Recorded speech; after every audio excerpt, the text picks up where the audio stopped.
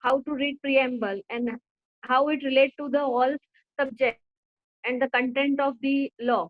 It is more important. And for that, we have with us Dr. Vikram Desai, sir.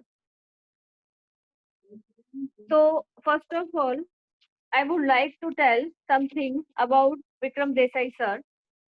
First of all, he is the ex-principal of Siddharth Law College, Surat, and also he was Dean Faculty of Law and ex-member of VN South, Gujarat University, Surat. He has also attended 25 state and national conferences as a resource person. He has published around 20 papers in reputed journals, and at present, he is delivering PG lectures in universities and also have a position of RSC member in Nirma and Parul University. That is the current position of Dr. Vikram Desai sir and what he have achieved in his entire career. So without taking much time, I would like to invite our principal ma'am for welcoming words. Please, ma'am. Good morning, everyone. On behalf of BK Mercantile Bank Law College, Palanpur, I welcome Vikram Desai sir, as well as all other respected participants and dear students. It is an honor itself to attend the lecture of Vikram sir. We heard a lot about sir, and today's topic is also very important topic, as constitution is the basic and fundamental law. We should be known to law student as well as the layman. And if in the first stage of your legal journey, if you don't understand what is constitution about, so I think the rest of the laws will not be understood properly, and being a citizen and being a law person will not use our constitution properly. If we are fighting for our rights, and if you don't know from where it came from and why these rights are given to us, I think we are doing injustice with us only. So with me, my staff and students are very excited to listen you, sir. So without wasting much time, I hand over session to you. Thank you, ma'am. Good morning to all of you. And it's a great pleasure for me that the Palanpur Law College often inviting me to take part in the seminars and state level conferences, many times arranged by Principal Karya sir. I had been there for so many times with my guru Dr. B.M. Shukla, under whose guidance I have completed my PhD. And I also have a fond memory of your series by Modi sir, late series by Modi sir, whom I remember today, because we used to have a cup of tea with him whenever I visited Palanpur. With this brief introduction, now I am coming to the topic today, which we have chosen by giving elaborated thinking on it. Because when you ever in the constitution speeches or lectures, you have to choose a topic which could cover the whole constitution as a whole. You can discuss so many things under the Indian constitution, the glory of the constitution and the several promises that has been made in several articles of the Indian constitution. So what we have preferred is, and when I was told by you, madam, that you are thinking about lecture on preamble, I immediately come a word in my mind which was written by Justice late Krishna Iyer in one of his articles, Preambular Promises. And that word came in my mind immediately when you have invited me.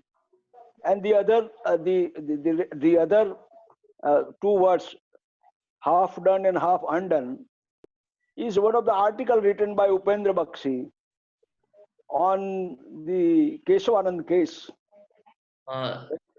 Sorry to interrupt you, sir. Sir, you can go through the Gujarati and English both Okay, languages. okay, No okay, issue. okay. Later Because on, most I will of shift are to the from Gujarati. the Gujarati medium. Thank you, thank you. Later on, I will shift to it. Okay, sir. Thank you. And I also remember the constitutional quicksand, half done and half undone, was the words used by eminent jurist Professor Upendra Bakshi.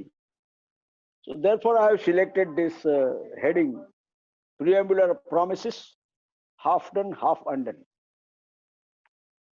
આમુખ first LLB ના પેપરમાં અને LLM ના પેપરમાં એક સવાલ કાયમ પૂછાય છે. આમુખ એ બંધારણને ખોલવાની ચાવી છે.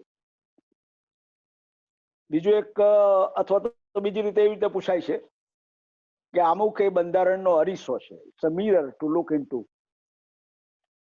Constitution is the key to open the constitution. આ જોસેફ સ્ટોરીના શબ્દો છે, અમેરિકન જ્યુરિસ્ટના શબ્દો છે. A key to open what is there in the constitution. અને જોસેફ સ્ટોરીનું જે વાક્ય છે એ બહુ ખૂબ અગત્યનું વાક્ય છે. A key to open the mind of the makers. Preamble thus directs the future generations including all, as rightly pointed out by Madam. The judges, the lawmakers, the people as a whole, how to read the constitution and to understand the constitution and to implement the constitution. Because constitution is not an ordinary subject.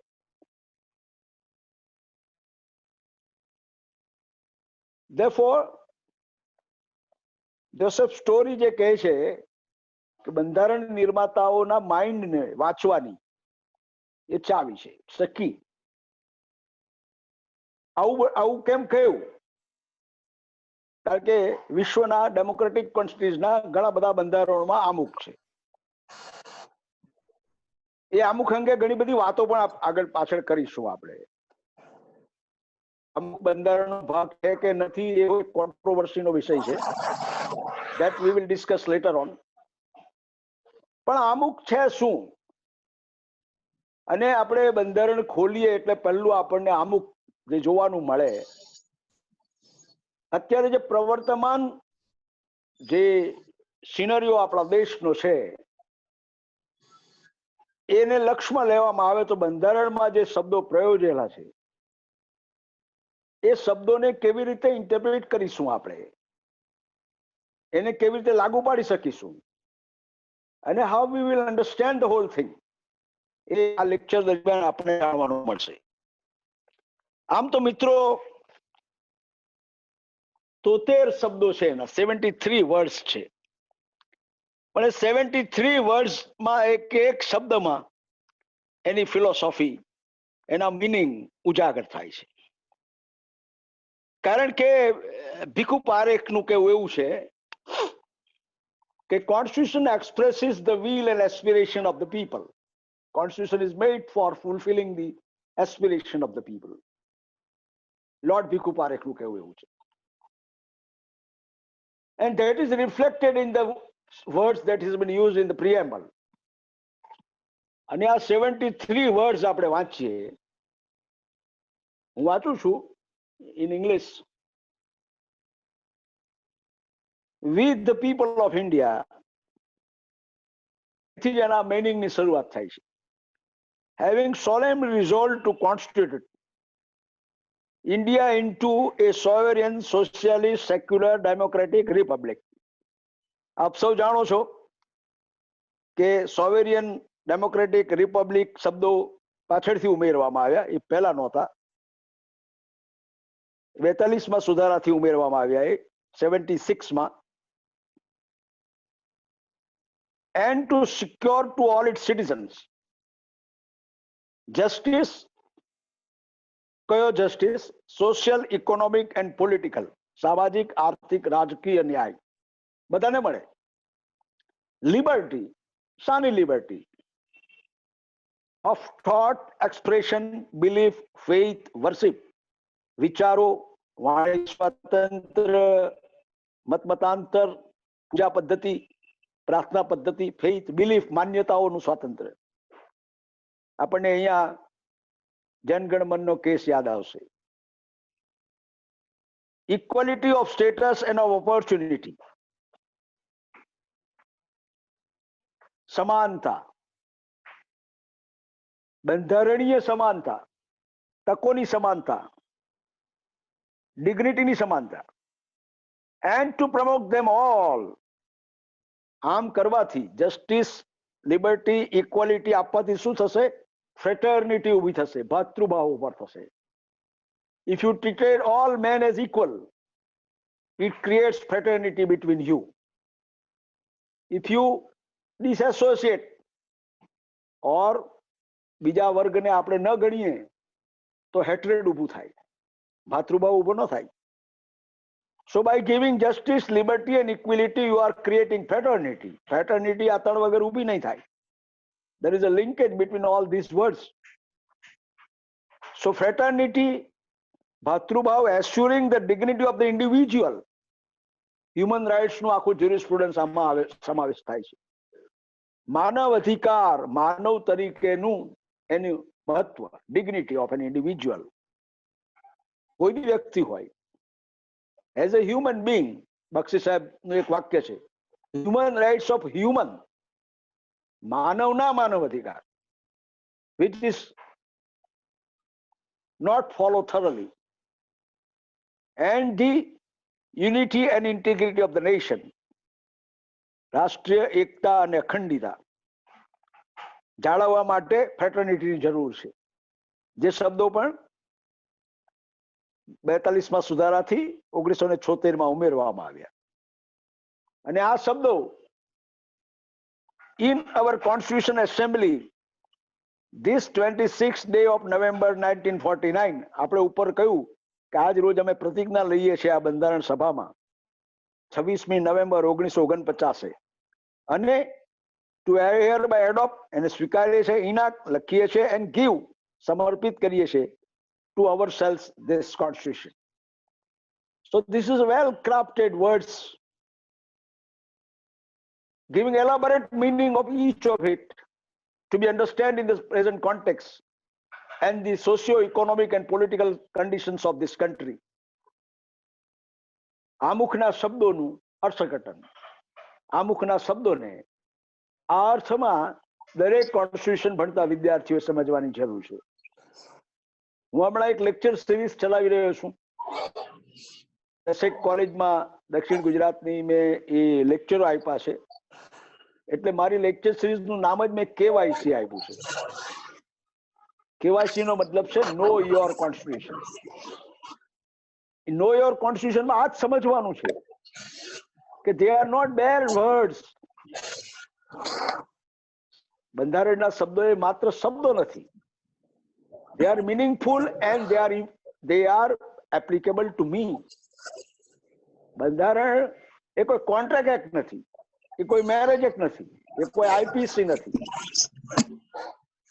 There is some noise. કોઈનું Mike ચાલુ છે ભાઈ, mute કરાવો. Hello. Yes, sir. Please mute the mic. બંધારણ એ શબ્દો નથી.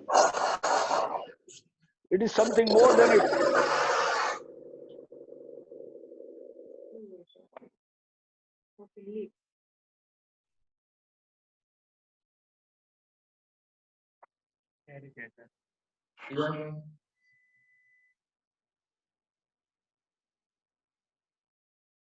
Divya ma'am. Okay, sir, done. HR has left the meeting. So you can continue.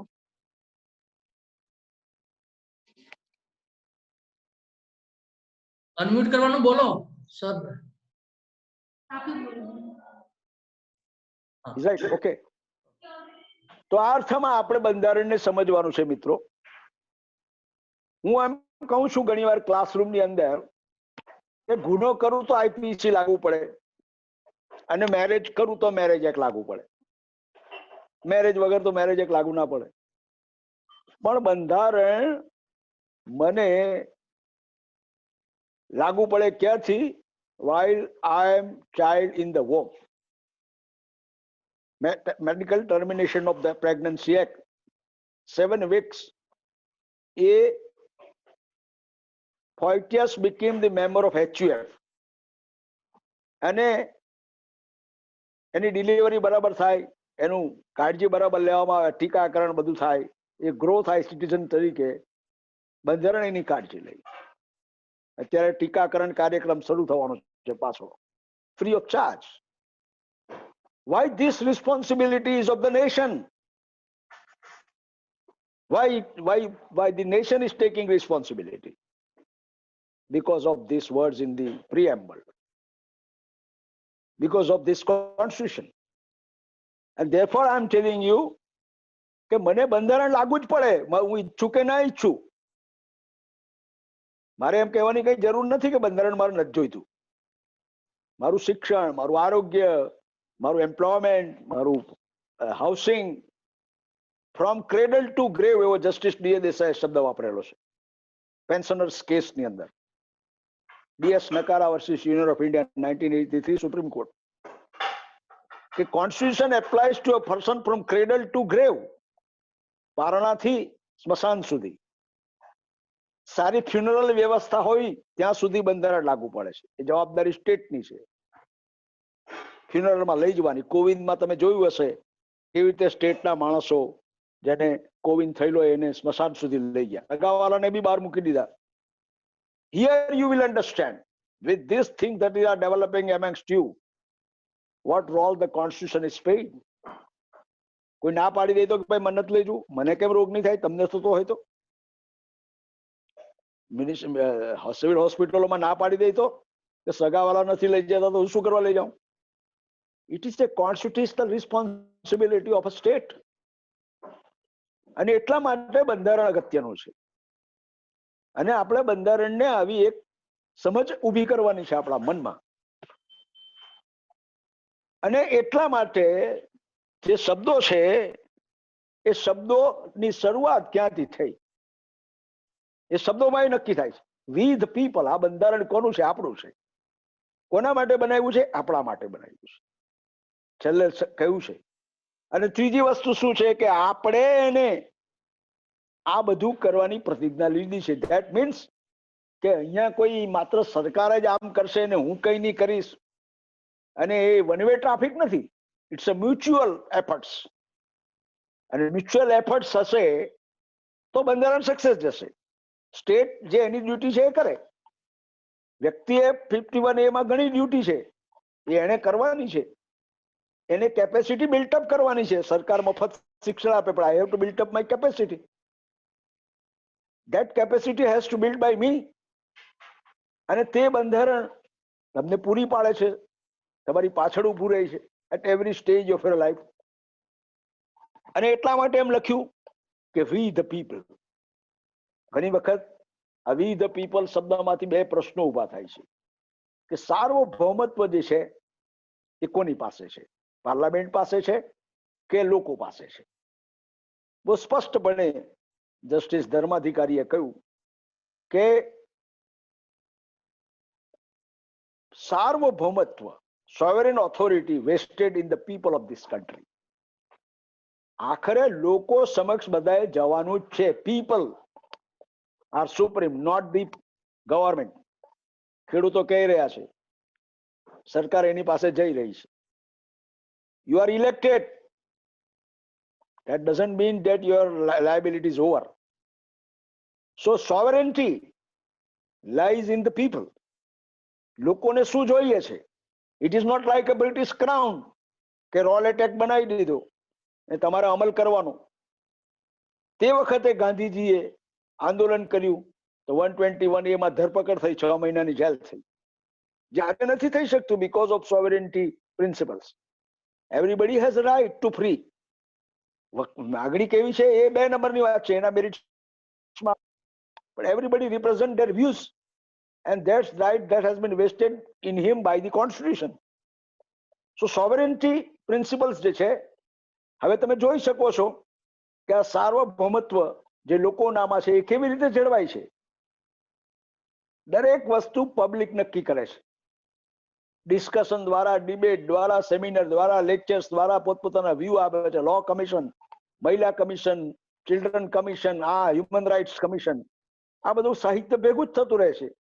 એમાંથી કાયદાઓ બને છે, લોકોના વ્યૂઝ આવે છે, પોલિસીઓ બને છે. કોઈ એમને 5 જણા ચાઇનાની જેમ ભેગા થઈને કોઈ પોલિસી નથી બની જતી આપણા દેશમાં. કોઈ પોલિટ બ્યુરો નથી કે ફટાક દેખીને પોલિસી બની જાય. પાર્લામેન્ટેરિયન સ્ટેટ લેજિસ્લેચરની પાસે ખૂબ બધું મટીરિયલ હોય, ત્યારબાદ એ પોલિસીઓ કે કાયદાઓ બનતા હોય છે. એટલે લોકોનો સીધો એની અંદર સંપર્ક હોય છે, ડાયરેક્ટલી ઓર ઇનડિરેક્ટલી. અને એ કાયદો બન્યા પછી એ કાયદો ટિરેનિકલ છે, એ કાયદો રિફોર્મેટિવ છે, એ કાયદો સારો છે, ખરાબ છે, લોકોના ભલામાં છે, એ પણ બંધારણ પાર્લામેન્ટ જોઈ છે. અને તેમ છતાં પણ જો એ કાયદો બરાબર ન હોય તો એની person, any citizen can move to the Supreme Court to challenge the validity of that enactment. તમે વિચાર તો કરો કે પાર્લામેન્ટના સભ્યો જે કાયદો બનાવે તેને એક જ વ્યક્તિ કોર્ટમાં ચેલેન્જ કરી શકે. Court under the power of judicial review scrutinize that law અને એને નલ એન્ડ વોઇડ ડિક્લેર કરી શકે.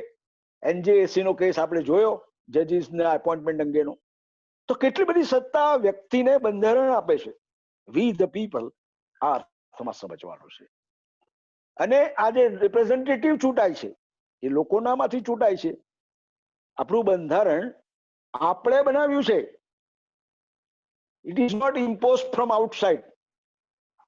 કોઈ આપણા પર ઠોકી નથી બેસાડ્યું. We have drafted everything. Constitution એસેમ્બલીની ડિબેટ આપણે 2.5 વર્ષ આપણે ગયા, 2 વર્ષ અને 38 દિવસ, ત્યારે બંધારણ બન્યું.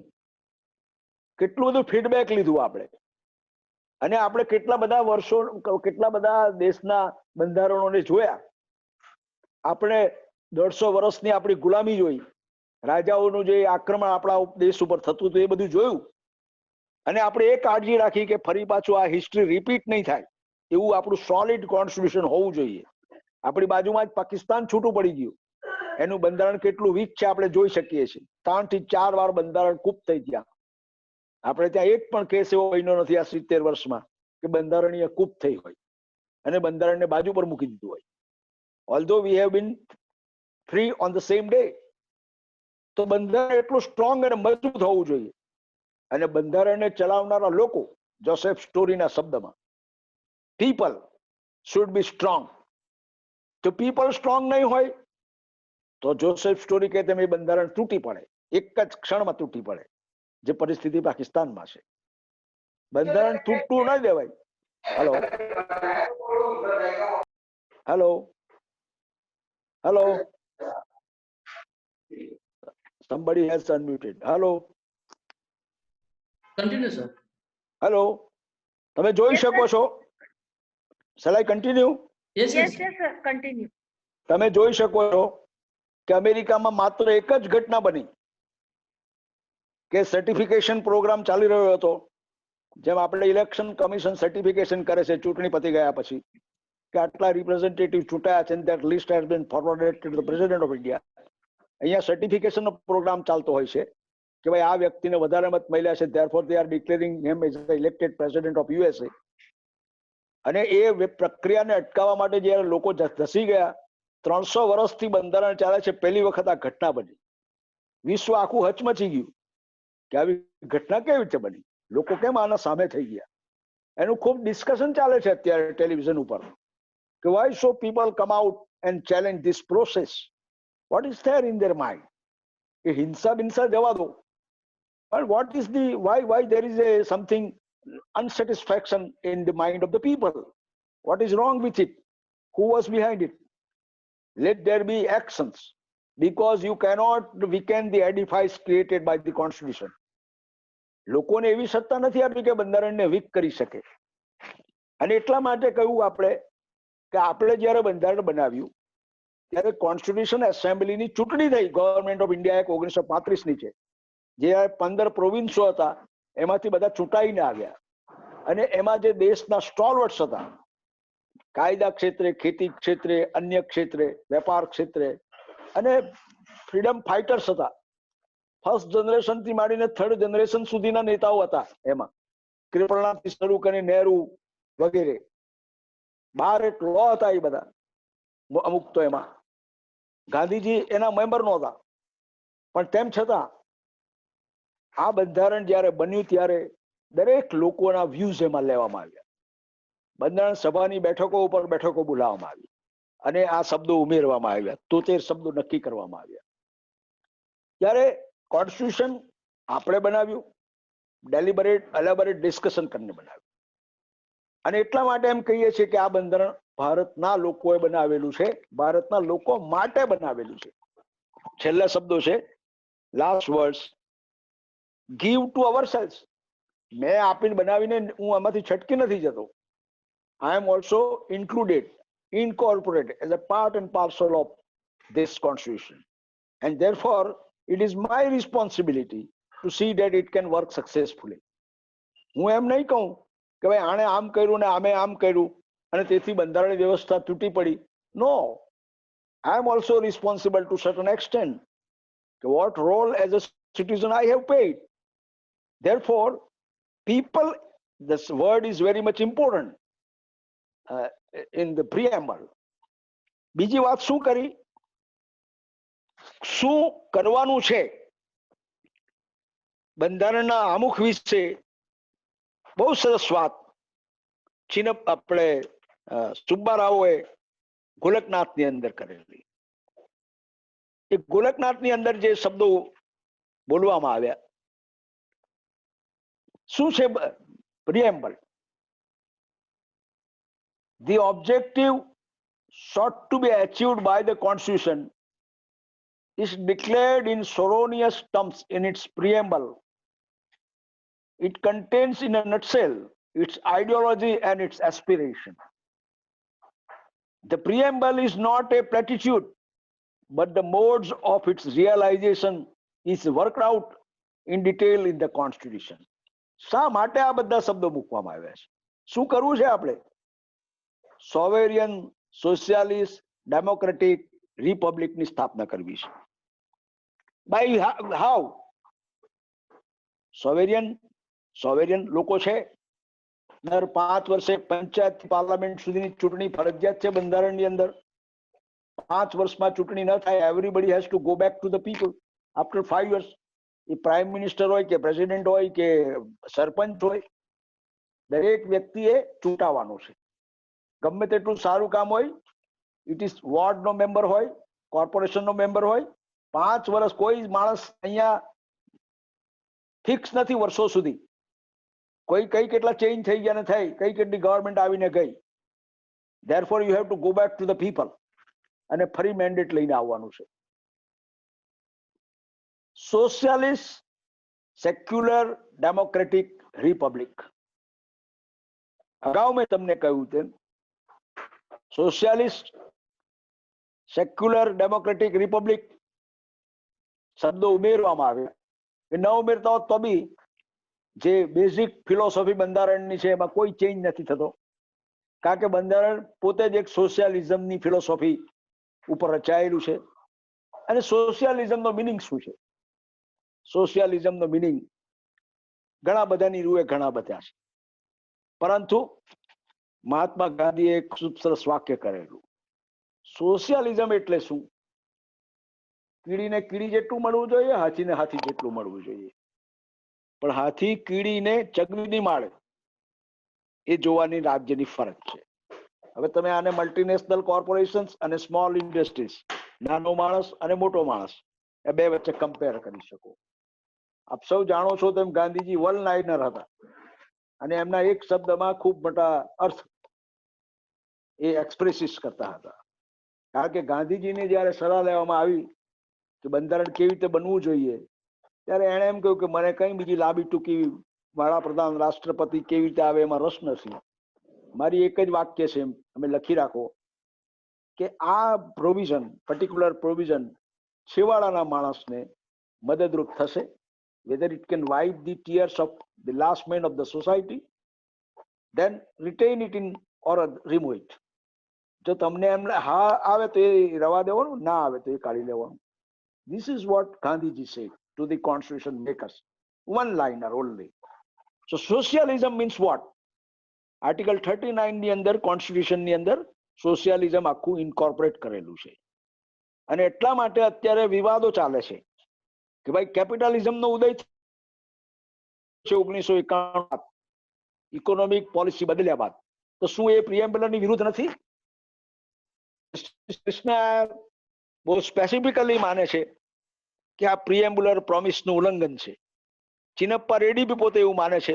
એમના ઘણા બધા આર્ટિકલ્સ મેં વાંચ્યા, એમાં એવું ચોક્કસ કહ્યું કે ભાઈ મલ્ટીનેશનલ કોર્પોરેશનોને જો સરકાર વધારે મહત્વ આપવામાં આવશે તો ઇજારાશાહી જે ઊભી થઈ રહેલી છે, which is ઇજારાશાહી has been prohibited under the article 39 of the constitution.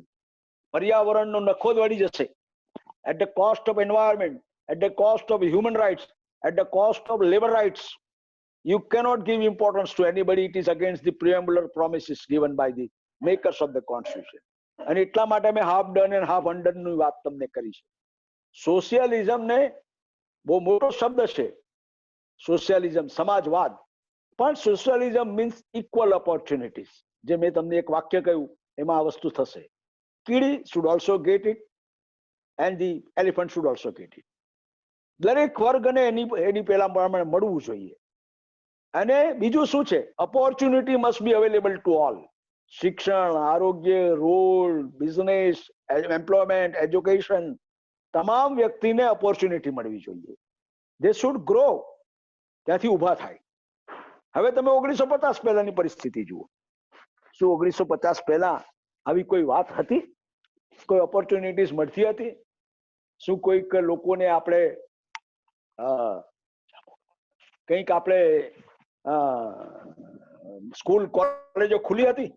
તમે જોઈ શકો છો કે only and only 10% cities are connected with road and railways, and 90% villages are disconnected. No access to highway or road, no irrigation facilities to the agriculture field, which is giving direct employment to 90% of the population of this country.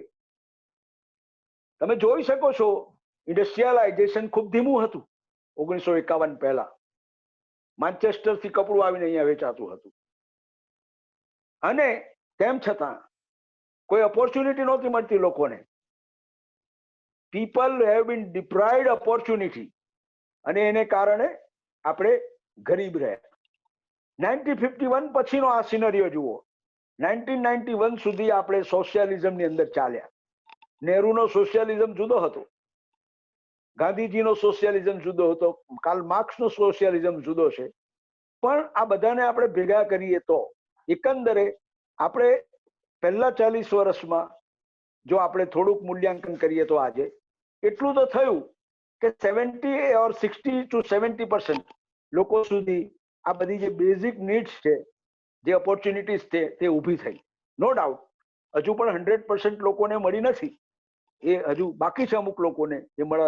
Hill areas છે, અથવા વારંવાર rail આવે છે, અથવા વારંવાર ધરતીકંપ થાય છે, અથવા કંઈક કુદરત છે એને કારણે થોડા કટ ઓફ થાય છે. સ્ટીલ હાવેવર આપણે એટલું ધ્યાનમાં રાખ્યું છે કે every one should gate all this things. અને એટલા માટે જ કોવિડના સમયમાં તમે જોઈ શકશો કે બિલકુલ ધંધા રોજગાર નહીં હતા તો મફત અનાજ ગરીબ લોકોને આપવાનું કામ સરકારે કર્યું. હવે તમને એ પ્રશ્ન થશે કે એમાં સરકારે શું કર્યું? પણ યુ વિલ બી એસ્ટોનિશ્ડ ટુ નો, આનું બજેટ છે 1,20 કરોડ રૂપીસ. કેટલા રૂપિયા સરકારે ખર્ચ્યા? કારણ કે આ એની બંધારણીય જવાબદારી છે. 1 મહિનો સુધી કશું કામ નહીં મળે તો લોકો ખાય કેવી રીતે? સિમિલરલી ઇન્સેન્ટિવ્સ બીજા લોકોને આપ્યા, એટલે કચડાઈ નહીં જાય લોકો, પ્રોબ્લેમ નહીં ઉભો થાય. અને હવે પછી સ્ટાર્ટઅપ સ્કિલ્સ ને સ્ટેન્ડઅપ સ્કિલ્સ ને હાઉસિંગ ને આ બધી યોજનાઓ છે. એ યોજનાઓ શાના માટે છે? કે ભાઈ મને પણ ઘર બનાવવાની તક મળે, મને કંઈ પણ બિઝનેસ કરવાની તક મળે, મને પણ કંઈ આમ હું આગળ જઈ શકું, સ્કોલરશિપ દ્વારા આમ જઈ શકું, શિષ્યવૃત્તિ દ્વારા આમ જઈ શકું. These are all the measures that will provided me an opportunity to go. મારાથી ઘરમાં ન બેસી રહેવાય કે ચાલો ભાઈ મને આ રીતની બધી મદદો થાય છે. Housing loan, banking, education loan, bank મને મદદ કરે છે, સોશિયલ સેક્ટર મને મદદ કરે છે. તો આપણે સોશિયાલિઝમ દ્વારા આ બધું કરવાના પ્રયત્નો કરી રહ્યા છીએ. અને એમ કરીને આપણે એવી એક સમાજ વ્યવસ્થા ઊભી કરવા માંગે છે કે એક એવી સોસાયટી ઊભી થાય, ઇગ્યાલિટેરિયન સોસાયટી ઊભી થાય અને એમાં દરેક વ્યક્તિને પોતપોતાની રીતે એ આગળ વધી શકે, સેટલ થાય, ડેવલપ થાય, એનું સ્ટાન્ડર્ડ ઓફ લેવલ સુધરે.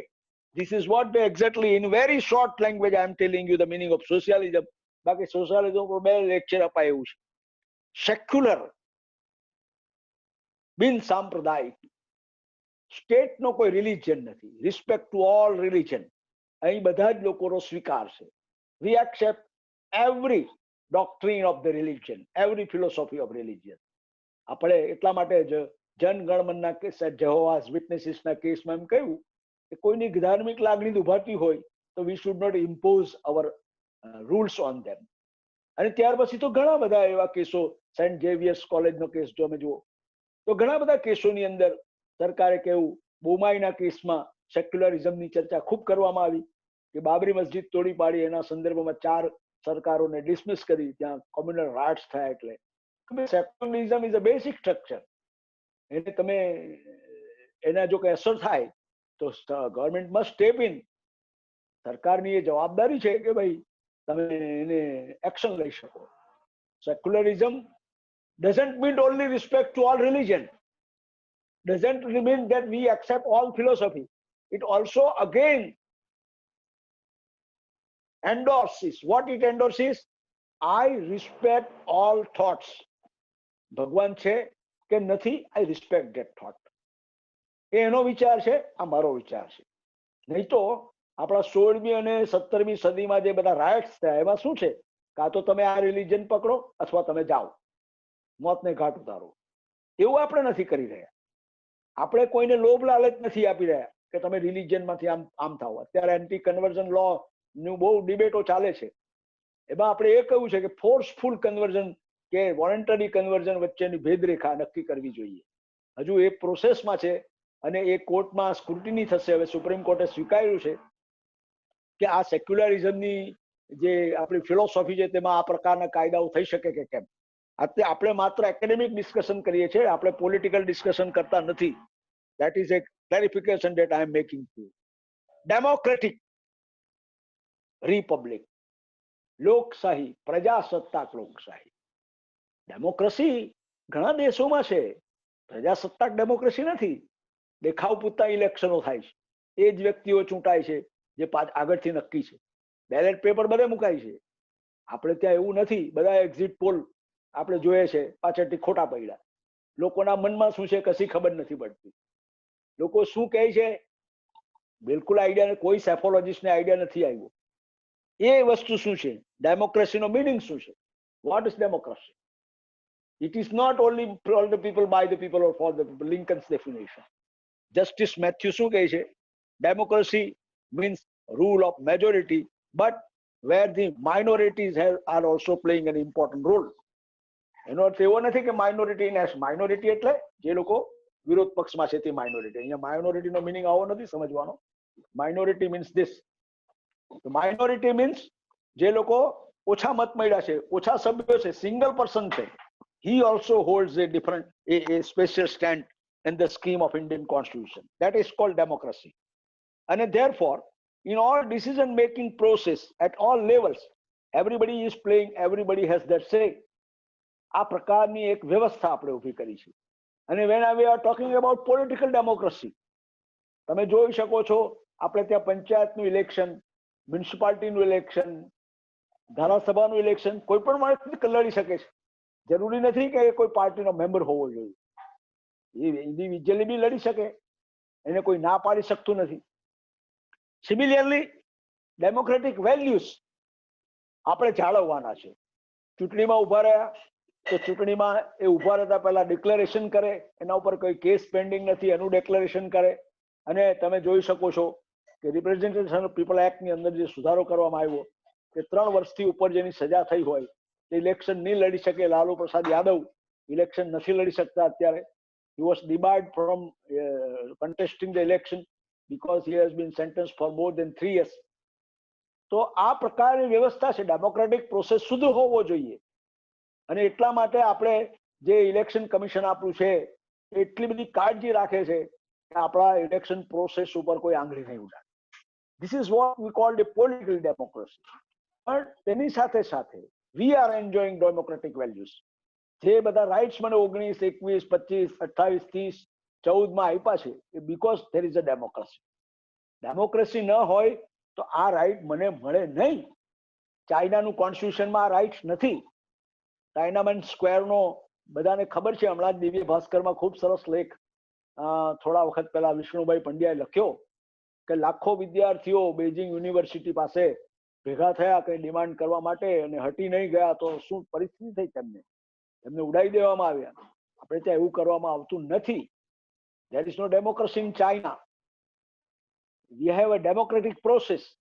આપણે જે કંઈ કરીએ છીએ એ ડેમોક્રેટિક પ્રોસેસથી કરવાનું છે અને ડેમોક્રેટિક પ્રોસેસમાં સરકાર નહીં માને તો કોર્ટનું માનવાનું છે. There is an authority. એને ઓથોરિટી ક્રિએટ કરેલી છે બંધારણે કે જેને આની અંદર વચ્ચે પડવાનો અધિકાર છે. And thereby republican democracy what we have seen here.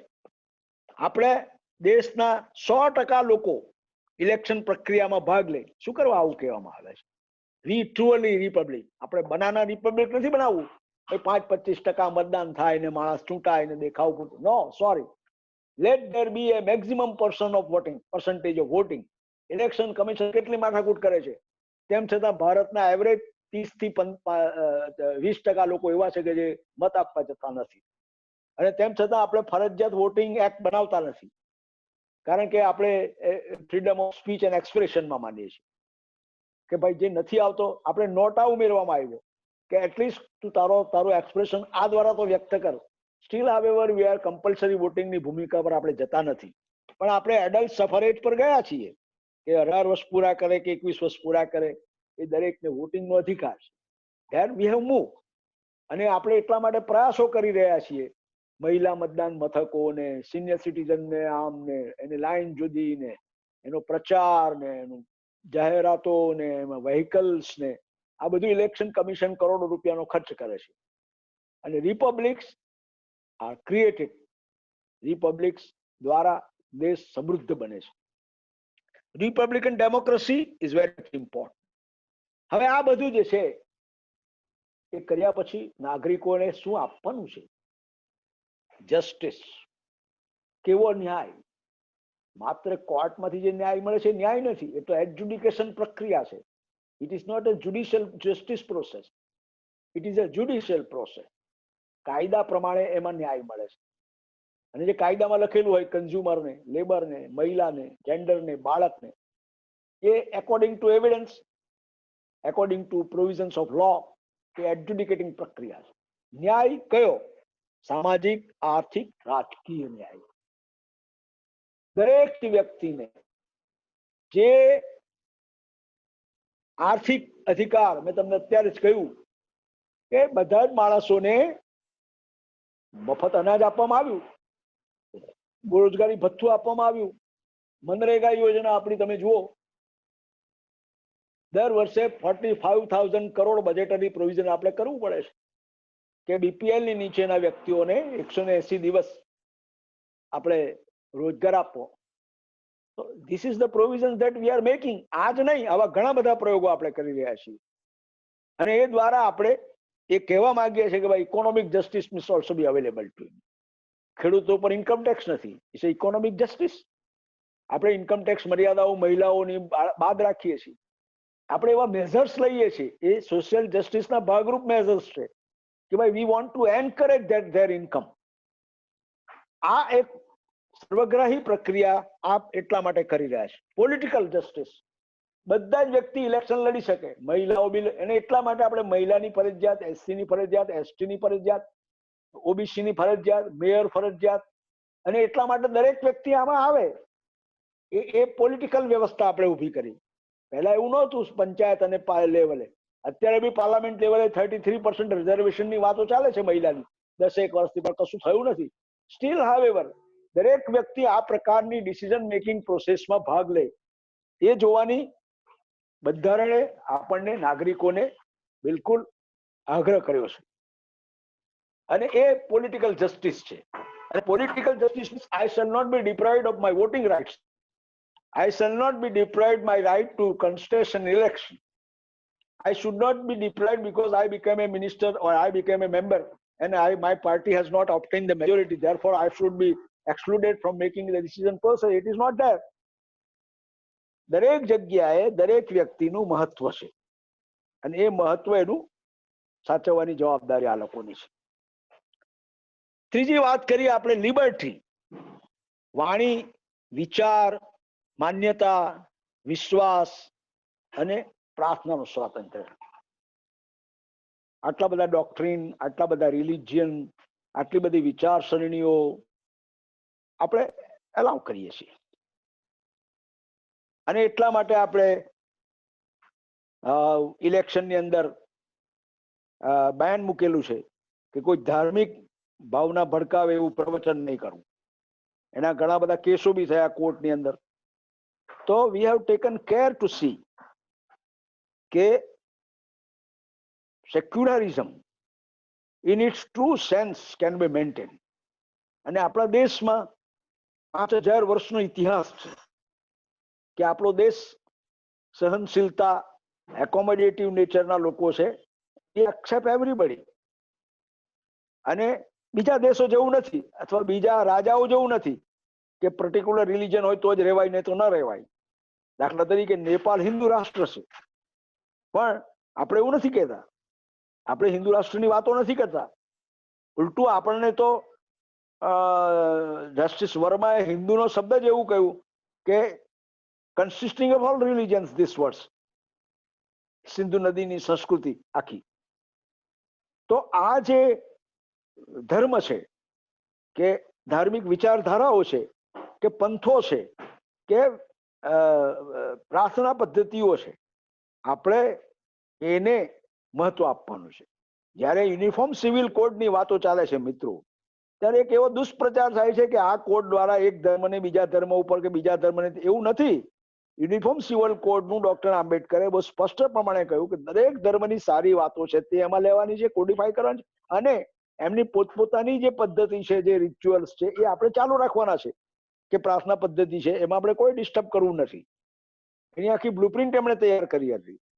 પણ કોઈ એક ધર્મની વાતને બાજુ પર મૂકીને કોઈ બીજા ધર્મને આપણે આમાં નથી લાવવાનો.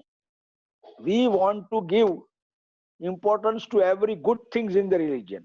હમણાં ટ્રિપલ તલાકની વાતોનું આવ્યું ત્યારે આ જ વાત કરી આપણે કે ભાઈ what is there injustice to a woman.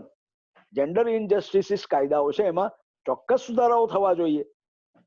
કારણ કે એ બંધારણીય રીતે બરાબર નથી. બંધારણનું અમુક જે કહે છે કે બંધારણના 25, 26, 27, 28, 29, 30 સુધીના જે આર્ટિકલ છે સેક્યુલરિઝમ અંગેના, એ કહે છે કે ભાઈ આપણે આમ કરવું જોઈએ. તો therefore what we are saying that secularism is the basic tenet of the Indian constitution. આ દરેક શબ્દો, preamble itself is a basic structure, એવું કેશવાનંદ ભારતીમાં કહ્યું. હવે તમે જુઓ કે આ જે બધી ઇક્વાલિટી, ફ્રેટર્નિટી, આ શબ્દો બધા ક્યાંથી લેવામાં આવ્યા? આ શબ્દો કોઈક આપણે ફ્રેન્ચ કોન્સ્ટિટ્યુશનમાંથી લીધા છે, કોઈક ઓસ્ટ્રેલિયન કોન્સ્ટિટ્યુશનમાંથી લીધા છે. અને આ શબ્દો એટલા માટે અગત્યના છે કે એ અગત્યના શબ્દો દ્વારા આપણે એ પ્રતિપાદિત કરવા માંગીએ છીએ કે અમારું બંધારણ એ માત્ર ઇન્ડિયાનું બંધારણ નથી, યુનિવર્સલી એક્સેપ્ટેડ થાય એવું કોન્સ્ટિટ્યુશન છે આ તો. અને એટલા માટે એક વખત એક વિવાદ ઉભો થયો કે ભાઈ તમે સોવેરેન્ટી, હું ઘણી વખત સોવેરેન્ટી શબ્દ પર હું જોઉં છું કે ક્લાસરૂમમાં કે બીજા મિત્રોને પૂછું કે તમે સોવેરેન્ટી વિશે શું સમજો છો, તો એ એટલી બધી એમની અણસમજ કે એમની અપરિપક્વતા બતાવે છે. તમે જુઓ કે બે મુદ્દાઓ હું તમને કહેવા માંગુ છું. What is the importance of sovereignty? એટલે લોકો ડિસાઇડ કરે, પીપલ વિલ ડિસાઇડ. આપણે ત્યાં આપણે કોમનવેલ્થ કન્ટ્રીઝના મેમ્બર થયા. તમે જ્યારે ઇન્ટરનેશનલ ટ્રેટી કરો તો ઇન્ટરનેશનલ ટ્રેટી કરો એટલે ત્યાં આપણે માન્યતા આપીએ કે ભાઈ ચાલો અમે બી આમાં તૈયાર છીએ. એનો અર્થ તમે સરેન્ડર કરો છો સોવેરેન્ટી, એવો એક મિનિંગ થાય. પણ આર્ટિકલ 252 વાંચો તો તમને ખ્યાલ આવશે એવું નથી હોતું. ટ્રેટી કર્યા બાદ કોઈ અમેરિકાની અંદર કે WTOમાં બેસીને કે યુનોમાં બેસીને કરેલી ટ્રેટી આપોઆપ આપણા ઉપર લાગુ નથી પડી જતી. વિશાખાના કેસમાં સુપ્રીમ કોર્ટે એમ કહ્યું કે આ ટ્રેટીમાં આવું લખ્યું છે કે ભાઈ વર્ક પ્લેસ પર મહિલાઓને આ રીતનું રક્ષણ હોવું જોઈએ, પણ એ ટ્રેટીનો અમલ કરો તમે. પણ એ કાયદો આપણે આપણી રીતે બનાવવો પડે છે. કોઈ અમેરિકન પદ્ધતિથી કે કોઈ ફ્રેન્ચથી કે થાઈલેન્ડથી કે કોઈ આપણને બેઠો બેઠો કાયદો લાવીને આપણે મૂકી દેતા નથી કે ચાલો આપણે ત્યાં બધા ભેગા થયા 156 કન્ટ્રીઝ અને આ એક કાયદો છે ને તમે લઈને તમારા દેશમાં અમલ કરો. રૂલ્સ ઓફ સોવરેનિટી ડઝન્ટ અલાઉ સચ ટાઈપ ઓફ પ્રેક્ટિસીસ. આપણે એમ કહેવું પડે કે ભાઈ અમે અમારી દેશની પાર્લામેન્ટમાં વાત મૂકીશું અને આપણે એમ કહીશું કે આ ટ્રેટી મુજબ આપણે સમજૂતી કરવી જરૂરી છે. હવે અમુક ટ્રેટીઝ એવી છે કે જેમાં આપણે ઇન્ટરનેશનલ ઓર્ડર અને આંતરરાષ્ટ્રીય સંબંધોને મજબૂત કરવા માટે અને આપણી દેશના હિત ખાતર આપણે એ ટ્રેટીની અમલ કરવો પડે છે. દાખલા તરીકે ટેરરિઝમ અંગેની ટ્રેટી હોય, નાર્કોટિક અંગેની ટ્રેટી હોય, એન્વાયરમેન્ટ અંગેની ટ્રેટી હોય, અનાજ અંગેની ટ્રેટી હોય, એગ્રીકલ્ચર અંગેની ટ્રેટી હોય. પણ એ તમામ વસ્તુઓ આપણે આપણી રીતે કાયદાઓ બનાવીને પછી એનો અમલ કરતા હોઈએ છીએ. આ પહેલો એક્ઝામ્પલ છે. બીજો એક એક્ઝામ્પલ છે, તમે જાણો છો કે વર્લ્ડ ટ્રેડ ઓર્ગેનાઇઝેશન ઘણા વખતથી આપણા ઉપર એક દબાણ ચાલી રહેલું છે કે ફૂડ સબસિડી તમે બંધ કરો, એગ્રીકલ્ચર સબસિડી બંધ કરો, કારણ કે આને લીધે વૈશ્વિક સ્તરે બહુ તકલીફો ઊભી થાય છે. આપણે ના પાડી દીધી છે, કોઈ પણ સંજોગોમાં આ થઈ શકે એવું નથી. અને અરુણ જેટલી હતા એમણે તો ચોખ્ખું કહ્યું કે અમે વિચારીશું એના ઉપર, પણ we can't give you any assurance. હવે એ લોકોને તો એવું માનવું, જો એમ કરવા જઈએ તો આપણે ફૂડ સિક્યોરિટી એક્ટ આખો આપણો રદ થઈ જાય, જે મારું માનવું છે, ઓનેસ્ટલી માનવું છે. હવે આપણે ખેતીની અંદર પેટન્ટ લાવવો એક્ટ લાગુ પાડવો જોઈએ એવી WTO ઘણી વખત કહે છે. આપણે ફાર્માસ્યુટિકલ એક્ટમાં લાગુ પાડ્યો, આપણે બીજા ક્ષેત્રોમાં લાગુ પાડ્યો 2005 થી. We have not implemented any patent act any agriculture sector. નહીં તો બિયારણ ખૂબ મોંઘું થઈ જાય અને ખેડૂતોને તકલીફ પડી જાય. એટલે આપણે એમ કહ્યું કે અમે સ્યુ જનરિસ પદ્ધતિ કોઈ ઊભી કરીશું, એટલે અમારી પોતાની કોઈ પદ્ધતિ અમે ઊભી કરીશું કાયદા દ્વારા. But we don't want to oblige the international treaty which is made thereby because of the WTO directions. આ અર્થમાં આપણે સોવરેનિટીને જોવાની છે. અને જો એ કાયદો આપણા દેશની જે ભૌગોલિક, આર્થિક, સામાજિક વ્યવસ્થામાં ન ચાલી શકે એવો હોય તો આપણે બનાવતા નથી, in spite of having an international obligation. અને એટલે મિત્રો હું જે તમને સમજાવવા માંગુ છું આમુખનો એ એક મીનિંગ આ રીતનો છે કે how I understand all the words that has been return in the preamble of the Indian Constitution. અને તમે જુઓ ફ્રેટર્નિટી શબ્દ જે છે એ કેટલો અગત્યનો છે. તમને જો વાંચ્યું હોય તો 3 પ્રકારની સામસામી બાબતો બંધારણમાં લખેલી છે. શું એ બધી એચીવ થઈ શકે? આવો ડાઉટ 1950માં હતો. એક, યુનિટી એન્ડ ઇન્ટેગ્રિટી. બીજું, સામાજિક ક્રાંતિ, સોશિયલ રેવોલ્યુશન. અને ત્રીજું, લોકશાહી. આ ત્રણેયને સાથે ચલાવવું સક્સેસફુલી એ ડિફિકલ્ટ હોય છે. પરમ દિવસે જો તમે ટીવી સાંભળ્યું હોય, ઘણા મિત્રો જો ઇન્ટરેસ્ટ હોય તો સાંભળવું જોઈએ કે અમેરિકાની પાર્લામેન્ટ પર હુમલો થયો ત્યારે અમેરિકન્સ કહ્યું કે ભાઈ this type of things has never happened in India, although there was some problems there. કે તમે 300 વર્ષના પરિપક્વ ડેમોક્રેસીમાં ધરાવતા હોવા જોઈએ છતાં આવું કેમ બને છે? તો એ જે ઇમ્પોર્ટન્સ છે એ આપણે સમજવાની જરૂર છે. અને એમાં આપણી બંધારણની જે ખૂબીઓ છે એનું ખૂબ સરસ ડિસ્કશન થયું કે આપણે બંધારણ દ્વારા જે લોકોને જે રાઇટ્સ આપ્યા, જે વોઇસીસ આપ્યા છે, જે રિપ્રેઝન્ટેશન અંગેની તકો આપી છે, જે એસેમ્બલી કે યુનિયન બનાવવાના રાઇટ્સ આપ્યા છે, એને કારણે લોકો પોતાના ગ્રીવન્સીસ સેટલ કરી શકે છે. પોલિટિકલ વ્યવસ્થા બંધારણનો એક ભાગ છે, પણ અગત્યનો ભાગ not important at the cost of others. આપણે ઘણી વખત જોઈએ છીએ કે ભાઈ સરકારે જે કર્યું તે કરે પણ લોકોના હિતમાં બરાબર નથી, તો અત્યારે માગણી એ જ ચાલે છે. પણ એના આપણે મેરિટ્સમાં પડતા નથી. પણ this is how our constitution runs. Land acquisition act આપણો 2014માં તમે જોયું હશે કે લેન્ડ એક્વિઝિશન એક્ટ આખો આપણો ગયો પછી, કારણ કે લોકોને એમ લાગ્યું કે આમાં કમ્પેન્સેશનની જે જોગવાઈઓ છે તે બરાબર નથી. તો આ 3 વસ્તુ, સોશિયલ રેવોલ્યુશન, સામાજિક ક્રાંતિ એક તો કરવાની હતી, તે ડેમોક્રેટિક પ્રોસેસ થ્રુ કરવાની હતી, અને તે યુનિટી અને ઇન્ટેગ્રિટી દ્વારા કરવાની હતી. ગ્રેનવિલ ઓસ્ટિન એની બુકના શરૂઆતમાં જ કહી છે કે ભાઈ આ seamless way between this 3 and in between them the constitution is running successfully since last 50 years. That much credit goes to the keepers, the people. આનું જો કોઈ શ્રેય આપવું હોય તો એના લોકોને આપવું જોઈએ. અને લોકો મીન્સ હુ, કયા લોકો? ઓલ રિપ્રેઝેન્ટેટિવ, ઇલેક્ટેડ રિપ્રેઝેન્ટેટિવ, લોકોએ જેને મોકલેલા છે જેવા છે તેવા. પણ we have stick to its basic principle. That we must understand. And the last one is that we have adopted, enacted, and ourselves, given to ourselves. આ અમે જ લખ્યું છે, આ અમે ઇનાકમેન્ટ કોઈ પાર્લામેન્ટમાંથી નથી આવ્યું. આ તો અમે કાયદો બનાવ્યો, અમારા માટે બનાવ્યો અને અમને સમર્પિત કર્યો. So therefore now somebody will execute this law on me? No, sorry, I have to execute my law. બંધારણ મુજબ સરકારે જે કરવાનું સરકાર કરે, મારે જે કરવાનું છે મારે જે કરવાનું. સરકાર કહે તો સ્વચ્છતા કરવાની જરૂરી નથી, સરકાર કહે તો આમ કરવું જરૂરી નથી. આપણે જે આપણે કરી શકીએ છીએ, જ્યાં સરકારની જરૂર પડે ત્યાં સરકારને કહીએ, જ્યાં ઓથોરિટીની જરૂર પડે ત્યાં ઓથોરિટીને કહીએ, જ્યાં જેની જરૂર પડે ત્યાં કરીએ. પણ એના વખતે આ રહી જાય એવું તો હોતું નથી. ત્યારે મિત્રો, how we understand the preamble of the constitution, this is what I have said to you. એક લાસ્ટ મુદ્દો એ છે, અને તેની ચર્ચા ગોલકનાથમાં ખૂબ કરવામાં આવી, કે ભાઈ પ્રિએમ્બલ પછી કાયદો શરૂ થાય છે. Article 1 starts after the preamble is over. અને તેથી એક એકેડેમિક મુદ્દો, લીગલ મુદ્દો એવો ઉભો થયો કે ભાઈ પ્રિએમ્બલ એ બંધારણનો ભાગ છે ખરો, અને બંધારણનો ભાગ ન હોય તો એની ઉપયોગિતા શું? શું એને દ્રક્ષમાં લેવો જોઈએ?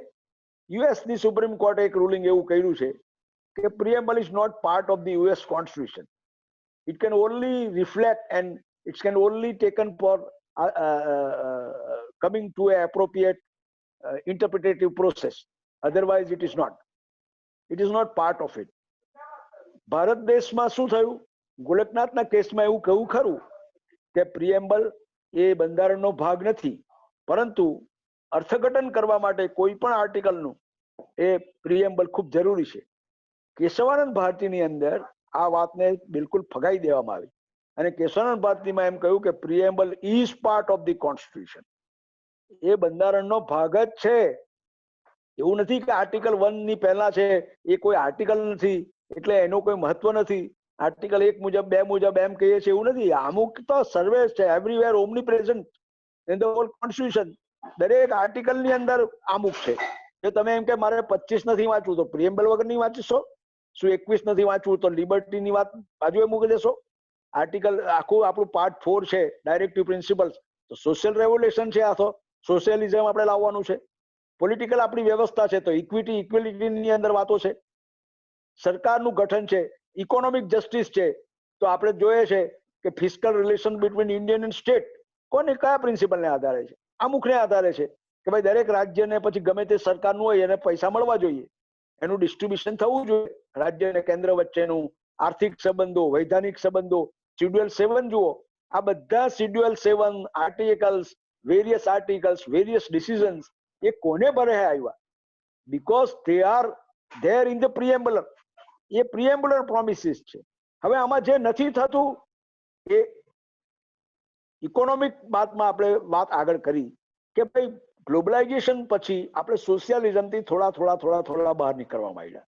અત્યારે તો આપણે BSNL ની બી પરિસ્થિતિ ખરાબ છે કે ટ્રાન્સપોર્ટની પરિસ્થિતિમાં આપણે છે, પ્રાઇવેટ સ્કૂલો, કોલેજો, યુનિવર્સિટીઓ શરૂ થઈ છે અને ગવર્મેન્ટ સ્કૂલો બંધ થવા માંડી છે.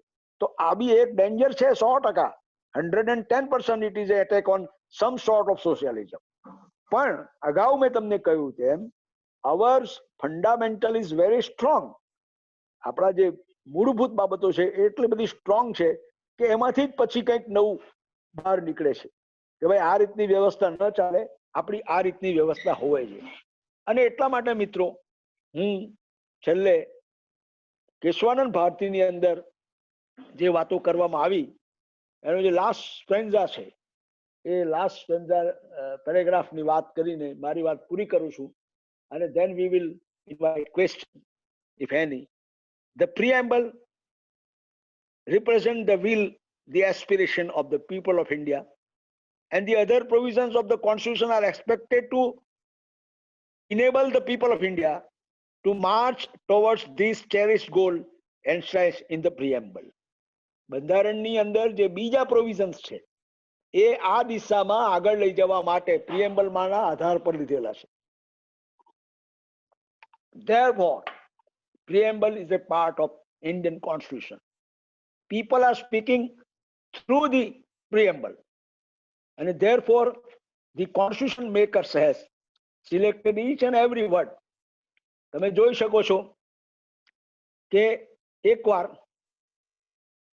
એન્ટી હિન્દી એગ્રિટેશન જે શરૂ થયેલું સાઉથના કેટલાક રાજ્યોમાં આર દલવાઈના કેસમાં, ત્યારે સુપ્રીમ કોર્ટે એમ કહ્યું કે આ બિલકુલ પ્રિએમ્બલની વિરુદ્ધ છે. પ્રિએમ્બલની જે વાત છે એમાં source of authority and government derive its power from preamble. સરકાર કે બંધારણ એની સત્તા શામાંથી મેળવે છે? આમુખમાંથી મેળવે છે. From where does this 25 comes, or 368 comes, or 121 comes? From this preamble. And therefore it is said preamble is a mirror to look the constitution, or preamble is a key to open the constitution. So therefore, my dear friends, it's a very, very interesting topic, and I must congratulate your principal, madam, and all your staff for selecting this very important topic. કારણ કે તમે કોઈ બી ચોપડી જોશો તો પ્રિએમ્બલમાં ખૂબ ઓછા પાના ભરેલા હોય છે બંધારણની, પણ એના ડિસિઝન્સની અંદર તમે બોમાઈ વાંચો, તમે ગોલકનાથ વાંચો, તમે કેશવાનંદ વાંચો, so lots of things have been written about the importance of preamble and preambular promises. So this is what I have to say, madam, today. Thank you very much for selecting me, for inviting me to deliver lecture on my dearest subject, Indian Constitution, and that too a dearest part, that is the preamble of the Constitution of India. Thank you very much. We may invite questions if any, if the people has, if the student has. Thank you very much for peaceful listening. Thank you so much, sir, for such a deep and vast knowledge about the preamble of Indian Constitution, with so many landmark judgments, and with each and every word of preamble, how it affects and how people use it to protect their rights and protect the rights of other peoples also. We are very much obliged to have you with us on such a nice subject on this subject. Now I request the students to ask any question if they want.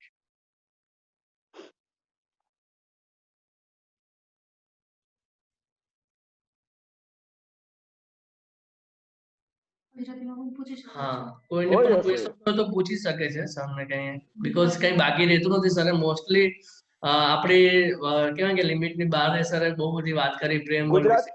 ગુજરાતીમાં બી પૂછો, કઈ વાંધો.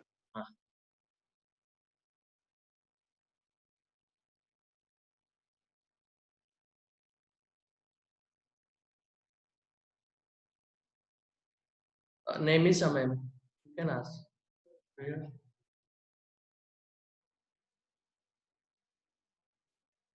You can unmute yourself. What is jury matrix?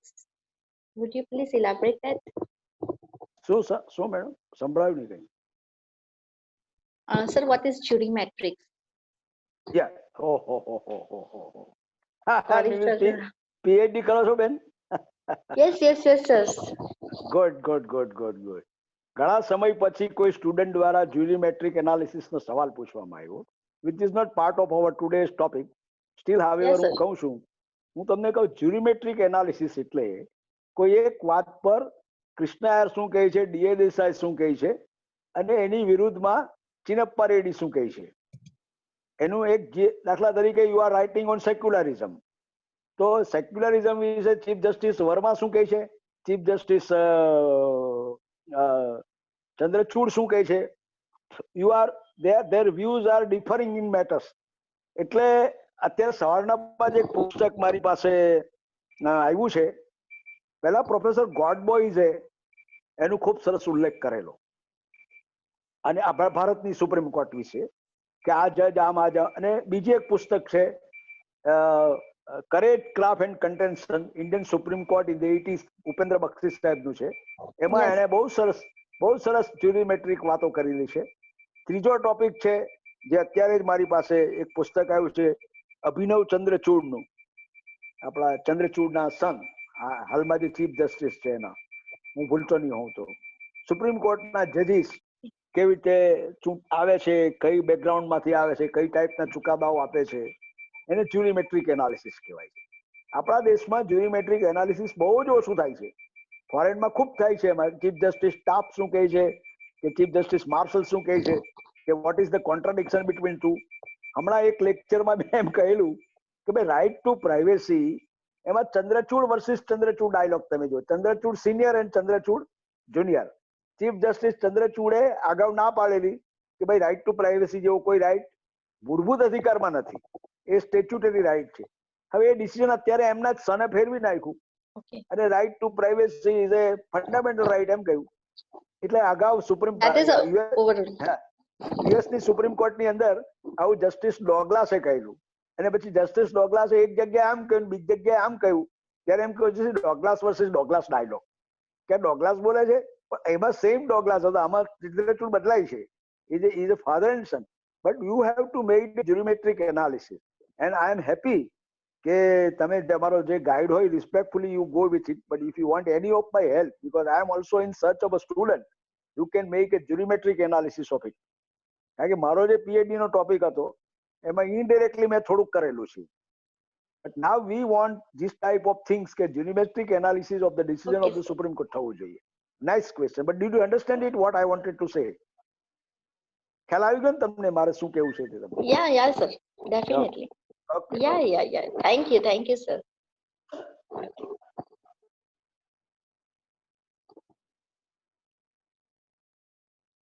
Any other question? આપણે discussion બી કરીએ, એવું કઈ જરૂર નથી ક્વેશ્ચન જ પૂછવાનો. You may discuss with me, or you may have a say want to know something. That's good. This is not a part of it, but still however it's a good thing. So can you elaborate more about the sovereignty? See, sovereignty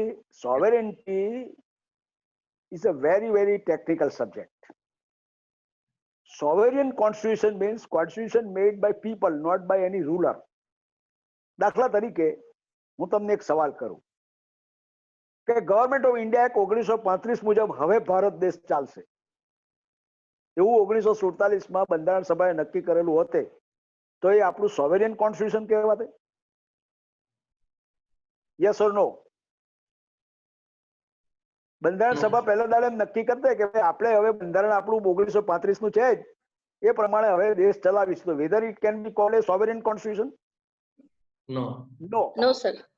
ઘણા બધા provision એના આપણે લીધા છે, no doubt, પણ discussion કરીને લીધા છે કે આ ટાઈપના દાખલા તરીકે આર્ટિકલ 21 તમે જુઓ તો ઘણું બધું ચેન્જ કરી નાખ્યું આપણે.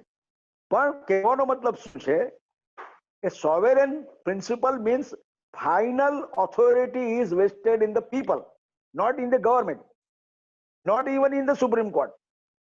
Judicial making formal authority is within the Supreme Court.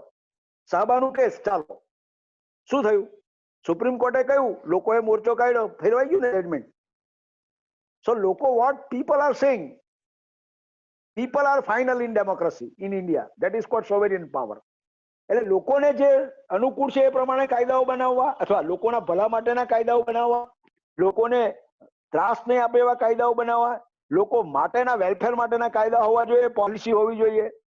દાખલા તરીકે આપણે કોઈ એવો આવતીકાલે કાયદો બનાવીએ કે ભાઈ ફૂડ સિક્યુરિટી એક્ટ ને આપણે કાઢી નાખીએ છીએ, તો આપણે કેટલાક કરોડો લોકોને ચોખા ઘઉં બંધ કરી દઈએ. Now sovereign principle will not allow you to do this. તમે એને બીજી રીતે કરી શકો કે ભાઈ સ્કીમ 1 ને બદલે સ્કીમ 2 લાવી શકો, પણ બીજી સ્કીમ બદલી નહીં શકો. દાખલા તરીકે પહેલા આપણે રેશન કાર્ડ પર બધું મળતું હતું, હવે ડિજિટલ પેમેન્ટ દ્વારા મળે છે. આખી પદ્ધતિ બદલી નાખી. આપણે સિલિન્ડર લેવા જઈએ છીએ, પહેલા આપણને ત્યાંથી જ સબસિડી મળી જતી હતી બારોબાર પેલા ભાઈને. હવે એવું નથી કર્યું, હવે આપણને ત્યાંથી પૂરા પૈસા આપીએ છીએ અને આપણા પૈસા બેંકમાં જમા થાય છે.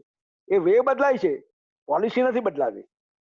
ત્યારે સોવેરિયન પ્રિન્સિપલ એ પીપલ આર ફાઇનલ, લોકોનો ચુકાદો. આપણે એમ કહીએ ને પોલિટિક્સમાં, એમ કે ચૂંટણી થાય ને પેલા જીતી જાય ત્યારે ટીવી પર આવીને એમ કે લોકો કા ચુકાદા हमको શિરોમાન્ય, અરે શિરોમાન્ય करना ही पड़ेगा, आप क्या कर सकोगे?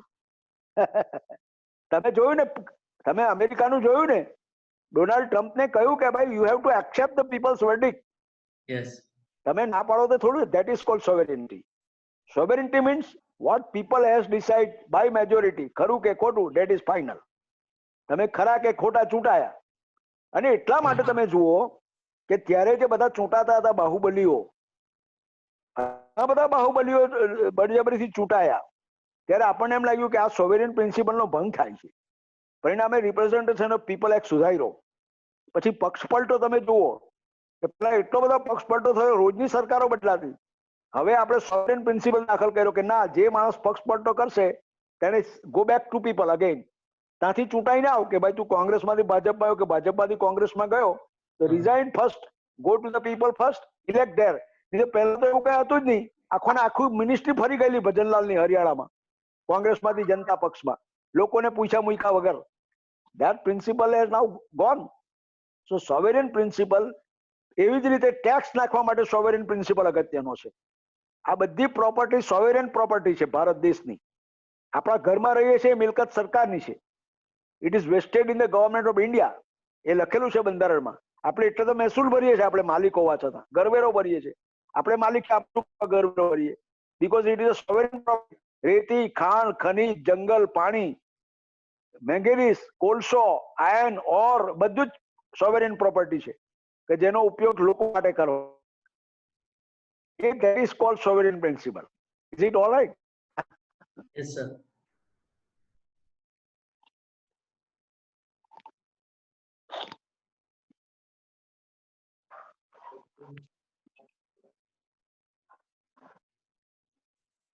ઓકે, બીજા કોઈને કઈ પ્રશ્ન હોય તો પૂછી શકે છે quickly.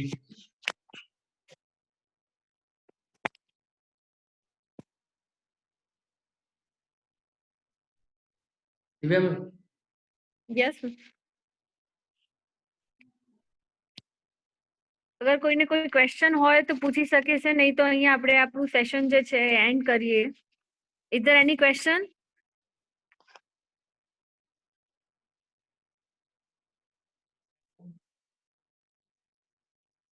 Okay, I think there is no question on that. So we are ending the session. And for vote of thanks, I would like to invite Jay sir. Please, Jay sir. Very good morning, everyone. A very expanding lecture of Dr. Vikram Desai sir, our esteemed chief guest on today's guest lecture series. So I would like to thanks first of all our chief guest Dr. Vikram Desai sir. Sir, you have spent a time with us with your precious time and day. And I would like to thanks all the staff members as well as all the student participants today who have made this lectures very successful. So once again, I would like to thanks all of you, and we are ending here this session. Thank you very much. I want to say something. This is very fruitful session for us. And the dignitaries like Dr. Vikram sir, your knowledge is very efficiently works. And ina mate apne sir no, I thank sir for the bottom of my heart. Very good session. Thank you. And be a part of this session. I am very grateful to you guys. Thank you, sir. Sir, thank you, ma'am. Okay. Now, again, I want to pay my vote of thanks to Vikram Desai sir on behalf of BK Mercantile Bank Law College, Palanpur, to spread the knowledge about preamble and many more aspects of it with our students, and with a very vast and deepest knowledge of the Indian Constitution. We can say that it is very fruitful day for us to have you with us with the so informative session today. ભવિષ્યમાં પણ આપ જે છે અમારી કોલેજને અમારા વિદ્યાર્થીઓને guide કરશો એવી આશા સાથે હું આજનો આ સેશન જે છે અહીંયા અંત લાવું છું. અને એવા ફ્રૂટફુલ ભવિષ્યમાં પણ એવા સારા એવા સેશન માટે જે છે અમે તમારો જે છે એ સંપર્ક જે છે સાધશો sir. Thank you so much sir. All the participants can leave the meeting.